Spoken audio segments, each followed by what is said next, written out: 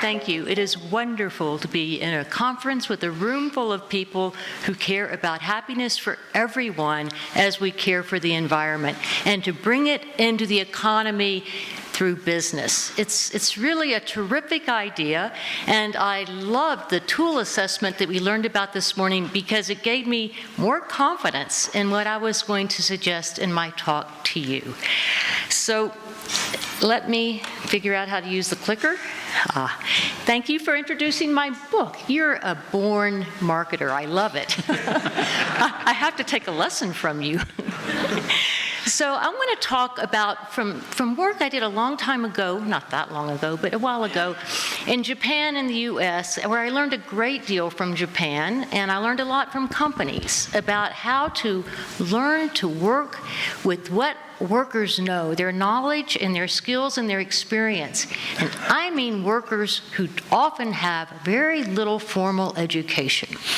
And how much companies can grow and prosper when they learn to use their workers' knowledge and experience through what we call employment involvement teams, EI teams. So our goal is, as you know, at this conference, is learning how to integrate the welfare of workers, community, and the environment into how we run our companies in the long run. And we already know, listen, I'm from the US, do I know this? When you focus on short-run profits, really bad business behavior often follows. And we really see it happening right now. But I think that to move into teaching and learning and practicing GNH in companies, we can use employee involvement teams as a really important part of the process. So let me just tell you that this is really based upon my thinking about Buddhist economics. And let me just really quickly mention, you already know this, but let me just remind us once again, in free market economics, it's really based upon we're going to maximize profits. People are selfish, they're rational, they're selfish, they're out for themselves.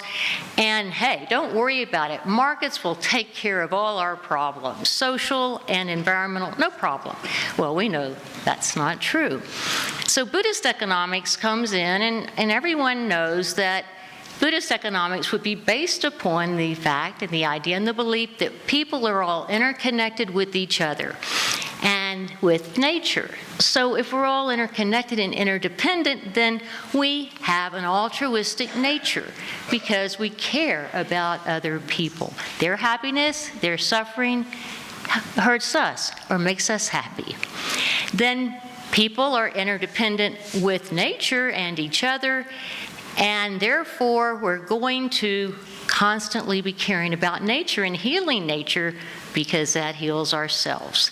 So in Buddhist economics, we end up with the goal of we really want to reduce suffering and we want to create happiness for everyone. And that means also providing a comfortable life so everyone can live a meaningful life and develop their full potential. And this is really the foundation for employee involvement teams. And we're going to forget for a minute about maximizing profits and income, and especially income of the CEO, which is what we're maximizing today in the US. But employee involvement teams can really help a company be economically sustainable and help them in the marketplace. So it's not a conflict in that case. So employee involvement teams basically can work on anything. They can work on making a product better. They can work on quality problems. They can do outreach to customers to find what do customers need and want. They can really promote employee health and well-being. They can help the community. They can work on any single target that is decided as something the company and the workers think are important. So what you do is, first of all, if you want to have employee involvement in teams, and they've got to do it, you've got to do it well. This is not window dressing. This is a very deep process that really changes the way the company and the workers think. So you have to do some training, and that actually presents a role for the government and CBS to help think about how do you train within a company for employee involvement teams to be successful. Well, what you do is there are actually just 6 steps, and I'll take you very quickly. You set a goal, the workers along with management set a goal, and this is really important. You have to figure out the root cause. So the workers spend time saying the root cause to our problem or to our goal, how to get there is this. And then the minute you know the deep root cause, then you can actually brainstorm how to reach your goal, how to change the process that's going on in your company, in your community, among the workers. What's the process that you really want to work on? You set a target, and setting targets and benchmarks is critical. We measure, just like we know, everyone in this knows, whatever you measure, you actually focus on, and that's why we care a lot about gross national happiness. So, and I'm an economist, we really believe in what you measure, you focus on, and you can achieve. So then what you do, the next thing the EI team does is they develop prototypes. So they go out and test their prototypes. And this can be a service, it can be a product, or it can be almost anything. And I'll give you a couple examples in just a second. Then you are going to monitor, you're going to evaluate the results, and often you want to improve your prototype and then retest. And you can do this until you finally either decide this was not a target we like, we really don't want to do this, but usually what you end up saying, and you've learned so much in the process, we have a great idea. We're going to implement it, we're going to successfully figure out how to make it work throughout our company. So what we learn both in Japan and the US in our field work is that the EI teams demonstrably improved all kinds of ways the company operated. They cut costs, they improved products, they made workers happier. They really got a way to have workers have a voice, to have improved worker engagement. They definitely improved worker initiative. They make workers feel more a part of work because now workers are using their knowledge, their experience in a really meaningful way. So they like work better, and work is a bigger part of their lives. Work isn't some separate thing where they go and clock in and do the same old thing all the time. They're now a part of the decision-making process, and for them, it's a really important part of work. So we can think of work of EI teams as part of U theory, or theory U. Many people know and like theory U about we want to go into the emerging future. We want to observe or sense, and we want to retreat mindfully, think about it more, and then we want to come back and figure out a plan of action and moving forward. So basically, this is what EI teams, when they're successful, are doing. So my proposal is that I hope that you'll think about ways to experiment in your own piloting with gross national happiness to see if having UI teams as part of the process within companies helps both the company improve their GNH as well as the happiness of the workers. So now, management plays a really important part in this. They absolutely have to promote the culture. They really have to make sure the training of EI happens, and they have to celebrate the benchmarks. The celebrations are wonderful. They're really, really an important part of the company and making the workers feel really good about what they did, so that you aren't paying them a lot of money, you're celebrating them, which they like a lot.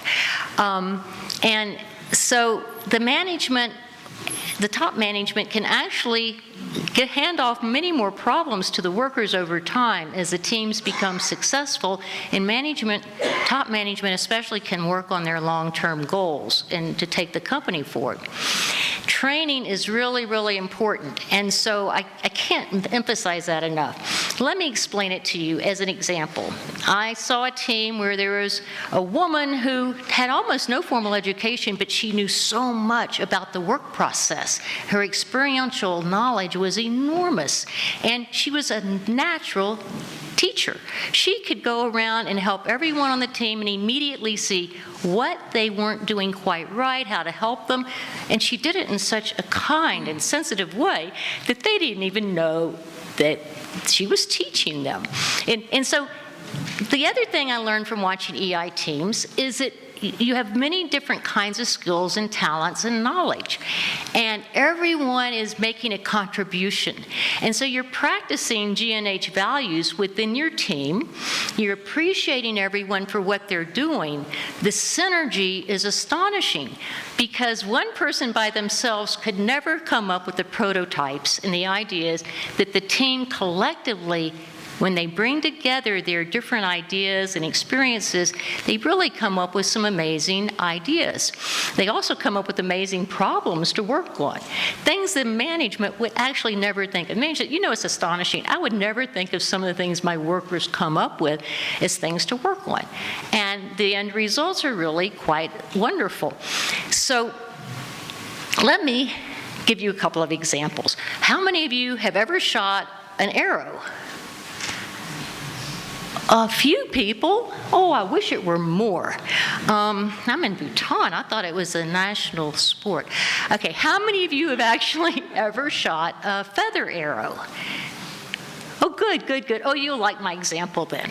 Well, at least you maybe understand it. I hope you like it. So we're in a company that makes handmade bamboo arrows in Bhutan. This is a hypothetical, by the way, that is based upon some of my observations in previous teams.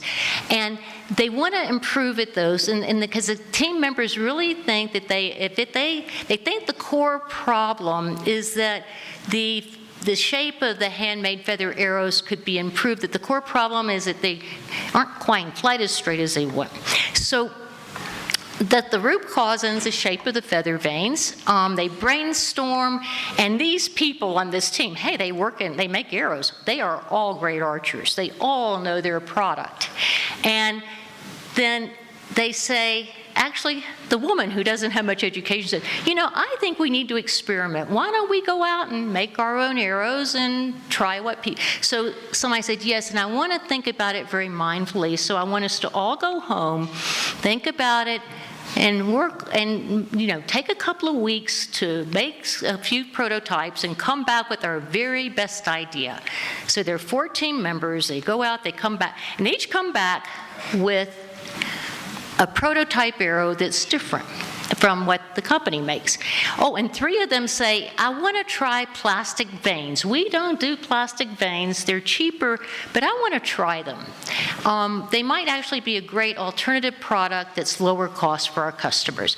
And one member says, no, I am not doing plastic. I'm sticking with feathers. So we end up with 3 prototypes with new plastic and 1 with feathers, but they're different. The shape is different and so forth. And so they test them. And one of the team members knows statistics and data. He collects all the data. They shoot until each member is shooting all 4 prototypes. They shoot till they all feel comfortable enough that they've collected enough data. The statistician says, oh, I see a pattern. No problem. Here's your pattern. That in fact the feather arrow still looks pretty good, and there's one plastic prototype that stands out. So they say, okay, they want to make a few different corrections and changes, and they come in and they say, okay, we are ready to test it with the company. Now you can see that this whole is a process of integrating GNH in different ways. They're going to improve their product maybe.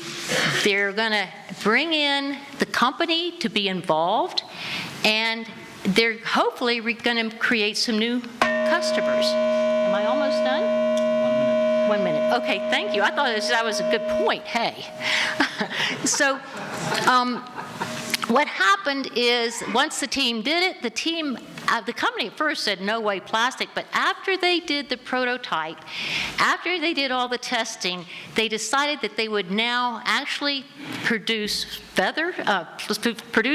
plastic that turned out to be a big seller because it shot really well in the rain. And they also used the new feathers because you could do them in many more decorative colors. So it was a big success. Now let me tell you, I don't have time to tell you about my other one, but it's in my paper. I'm happy to talk to everyone at lunch or any time while we're here. I'd love to hear your thoughts and comments because the other one's about how to reduce work time at work and use the time to integrate it into community activities, which also turned out to be a great idea for a team to work on. So I'm sorry we don't have time for that one, but I want to mention how the government can and should be thinking about supporting EI teams through training, doing pilots to see if they work or how they might work in Bhutan.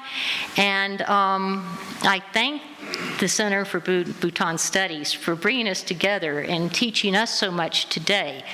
Let me just say in closing that I think that I'd love to discuss Buddhist economics in deeper with you, but mainly I just want to close by saying, may gross national happiness guide government, business, and people in all of our activities.